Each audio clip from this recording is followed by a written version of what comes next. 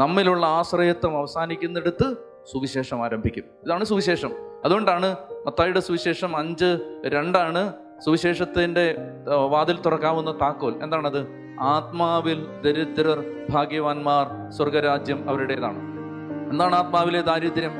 ആത്മാവിലെ ദാരിദ്ര്യം എന്ന് പറഞ്ഞാൽ വളരെ സിമ്പിളാണ്. അതായത് ഇപ്പോൾ എൻ്റെ കയ്യിൽ കാശില്ലെന്ന് വെച്ചോ. ഇപ്പം ഞാൻ ഏതൊരു വിദേശ രാജ്യത്ത് പോകുന്നു. അപ്പോൾ അവിടുത്തെ നാണയം യൂറോ, അവിടുത്തെ പണം യൂറോയാണെന്ന് വിചാരിക്കുക.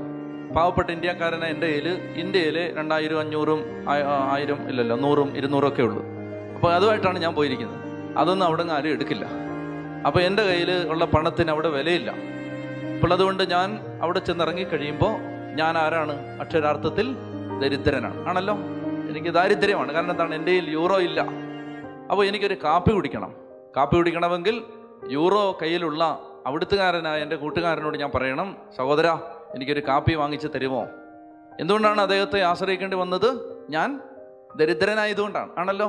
അതുകൊണ്ട് എനിക്ക് കാപ്പി കുടിക്കണമെങ്കിൽ, ഭക്ഷണം കഴിക്കണമെങ്കിൽ എനിക്ക് തണുപ്പാണ്, അതുകൊണ്ടൊരു കോട്ട് വാങ്ങിക്കണം. അപ്പോൾ സഹോദര എൻ്റെ ഈ പണമില്ല, ഒരു കോട്ട് വാങ്ങിച്ചു തരുമോ?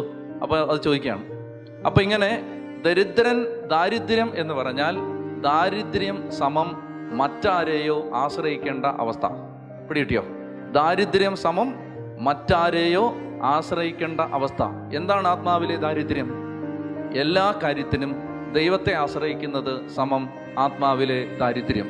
ഈശോ പറയുകയാണ്, അങ്ങനെ എല്ലാ കാര്യത്തിനും സ്വന്തം ശക്തിയിൽ ആശ്രയിക്കാതെ ദൈവത്തെ ആശ്രയിക്കുന്നവന് സ്വർഗം മുഴുവൻ അവൻ്റെ സഹായത്തിനുണ്ടാവും, സ്വർഗരാജ്യം അവൻ്റെ കൂടെ. ചത്തി പറഞ്ഞേ ഹല്ലേലൂയ. ഒരു കാര്യത്തിനും നമ്മുടെ ശക്തിയിൽ ആശ്രയിക്കാതെ ദൈവത്തെ, എൻ്റെ ആഗ്രഹമോ പ്രയത്നമോ അല്ല, ദൈവത്തിൻ്റെ ദയയാണ് എല്ലാറ്റിൻ്റെ അടിസ്ഥാനം. ഇത് ചിന്തിച്ചതിന് ശേഷം ദൈവരാജ്യത്തിൽ, കർത്താവിൻ്റെ ശക്തിയിൽ, സ്വർഗരാജ്യത്തിൽ ആശ്രയിക്കുക. കർത്താവേ എന്താണ് ചെയ്യേണ്ടത്? നിങ്ങൾക്ക് നല്ലൊരു രീതി ഞാൻ പറഞ്ഞുതരാം. എന്താ വെച്ചാൽ, എന്ത് കാര്യം പ്രധാനപ്പെട്ട് ചെയ്യുന്നതിന് മുമ്പ്, ഇപ്പം നമുക്ക് വണ്ടി എടുത്ത് പോകണം. ഇപ്പം തിരുവനന്തപുരത്ത് നിന്ന് എനിക്ക് തിരുവല്ലയ്ക്ക് വരണം. എനിക്ക് എങ്ങനെ വരാം? കാറിന് വരാം, ബസ്സിന് വരാം, ട്രെയിന് വരാം. നമുക്ക് സാമാന്യ ബുദ്ധിയും വിവേകവും വിവരവും എല്ലാം ഉണ്ട്. എന്താണോ അനുയോജ്യമായത് അത് ആലോചിച്ച് തീരുമാനിച്ചാൽ മതി. പക്ഷേ ആത്മാവിൽ ദാരിദ്ര്യമുള്ള ഒരുത്തൻ തലേന്ന് വൈകിട്ട് ഒരു 2 മിനിറ്റ് കർത്താവിൻ്റെ അടുത്തിരുന്നിട്ട് ചോദിക്കും, എങ്ങനെ പോകണം? കാറിന് പോകണോ, ബസ്സിന് പോകണോ, ട്രെയിന് പോകണോ? ദൈവം പറയും, ട്രെയിന് പോ, കാറിന് പോ, ബസ്സിന് പോ. ആ യാത്രയിൽ നീ ഒരു അത്ഭുതം കാണും. ഇതാണ് എൻ്റെ അനേകം നാളുകളായിട്ടുള്ള അനുഭവം. സമയമില്ലാത്തതുകൊണ്ട് ഞാൻ പറയുന്നില്ലെന്നേ ഉള്ളൂ. അതിൻ്റെ നരേഷൻ, നമുക്ക് ചിന്തിക്കാൻ പറ്റാത്ത അത്ഭുതങ്ങളെ ഈ വഴി നമ്മൾ കാണും. അപ്പോൾ ദൈവം പറയും, സ്വന്തമായിട്ട് വണ്ടിയുണ്ട്. അപ്പോൾ പറയും, ചിലപ്പോൾ പറയും, ആ വണ്ടിക്ക് പോകണ്ട, നേരെ ട്രെയിന് പോവും, അല്ലെങ്കിൽ ബസ്സിന് പോവും, അല്ലെങ്കിൽ വേറൊരാളെ വിളിച്ചിട്ട് അവൻ്റെ വണ്ടിയിൽ പോവും. ഇങ്ങനെയൊക്കെ പറയും. എങ്ങനെ പറയുന്നത്?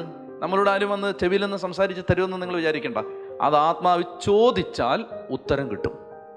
എന്തുകൊണ്ടാണ് ഉത്തരം കിട്ടാത്തത്? ചോദിക്കാത്തത് കൊണ്ട്. കാരണം നമുക്ക് ഇപ്പോൾ സ്വന്തമായിട്ട് വണ്ടിയുള്ളവൻ ഇനി എന്തിനാ ചോദിക്കുന്നത്? വണ്ടിക്ക് പോയാൽ പോരെ. മനസ്സിലായോ? എല്ലാ കാര്യത്തിനും നീ കർത്താവിനെ ആശ്രയിച്ചാൽ സ്വർഗരാജ്യത്തിൻ്റെ സകല ഏജൻസികളും നിന്നെ സഹായിക്കാൻ ആദ്യവസാനം ഉണ്ടാവും. അതാണ് അതിൻ്റെ അർത്ഥം. ആത്മാവിൽ ദരിദ്ര ഭാഗ്യവാന്മാർ, സ്വർഗരാജ്യം മുഴുവൻ അവരുടേതാണ്. മനസ്സിലായോ? നമ്മൾ നമ്മുടെ ശക്തിയിൽ ആശ്രയിച്ചാൽ നമ്മൾ മാത്രമേ ഉള്ളൂ നമ്മളെ സഹായിക്കാൻ, വേറെ ആരുമില്ല. എന്നാൽ സർവാധിപനായ, പഠിക്കേ, സർവാധിപനാം കർത്താവേ നിന്നെ വണങ്ങി നമിക്കുന്നു, ഈശോനാഥ വിനയമോടെ നിന്നെ നമിച്ചു പുകഴ്ത്തുന്നു. അപ്പൊ അതുകൊണ്ടാണ് ഈശോ ഇത് പറഞ്ഞാണ് തുടങ്ങിയത്. നിങ്ങൾ ചിന്തിച്ചിട്ടുണ്ടോ? ഇത് പറഞ്ഞിട്ടാണ് തുടങ്ങിയത്. ആത്മാവിൽ ദരിദ്രർ ഭാഗ്യവാന്മാർ, സ്വർഗരാജ്യം. The whole organism of the kingdom of heaven is with them for their assistance, for their help. എല്ലാ ഏജൻസികളും, എല്ലാ മാലാഖമാരും അവരുടെ സഹായത്തിനാണ്. അതുകൊണ്ടാണ് നമ്മൾ പാടുന്നത്, അത്യുന്നതനായ ദൈവത്തെ ഞാൻ വിളിച്ചപേക്ഷിക്കുന്നു, എനിക്ക് വേണ്ടി എനിക്ക് ചെയ്യാൻ പറ്റാത്ത കുറേ കാര്യങ്ങൾ ചെയ്തു തരുന്ന ദൈവത്തെ തന്നെ. അങ്ങനെയാണോ? അത്യുന്നതനായ ദൈവത്തെ ഞാൻ വിളിച്ചപേക്ഷിക്കുന്നു, എനിക്ക് വേണ്ടി എൻ്റെ കഴിവിന് അപ്രാപ്യമായ ചില കാര്യങ്ങൾ ചെയ്തു തരുന്ന ദൈവത്തെ തന്നെ. അങ്ങനെയാണോ? എനിക്ക് വേണ്ടി എല്ലാം എല്ലാം എല്ലാം, മൈ ലൈഫ്സ് എവറി ഡീറ്റെയിൽ, എല്ലാം